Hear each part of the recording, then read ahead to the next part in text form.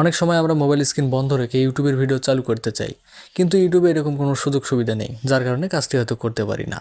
তো এই ভিডিওতে আমি আপনাদেরকে দেখিয়ে দেব কিভাবে মোবাইল স্ক্রিন বন্ধ রেখে ইউটিউবের ভিডিও চালু করতে হয়। তো চলুন ভিডিওটি শুরু করা যাক। এই কাজটি করার জন্য সর্বপ্রথম চলে যাবেন ক্রোম ব্রাউজারে, উপরে সার্চ অপশন পাবেন, এখানে লিখতে হবে m.youtube.com। m.youtube.com লিখে সার্চ করার পর সেম একটি ইন্টারফেস শো করবে।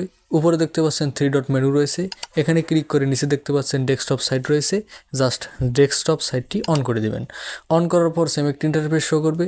উপরে দেখতে পাচ্ছেন সার্চ আইকন রয়েছে, এখানে ক্লিক করার পর আপনি যে গান, গজল, ওয়াজ মোবাইল স্ক্রিন বন্ধ করে শুনতে চান সেটি জাস্ট সার্চ করে দিতে হবে। সাপোজ আমি একটি গান লিখে সার্চ করছি।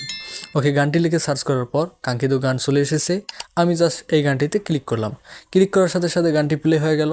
এখন আপনারা আপনাদের মোবাইলের মাঝের বাটনে ক্লিক করে একবারে বেরিয়ে আসবেন।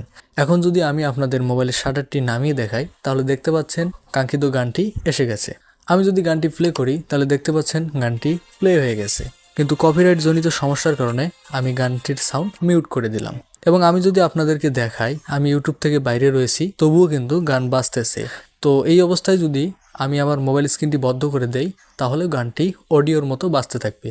যেহেতু আমি স্ক্রিন রেকর্ড দিয়ে ভিডিও করতেছি, তাহলে এই কাজটি করলে আমার ভিডিওটি কেটে যাবে।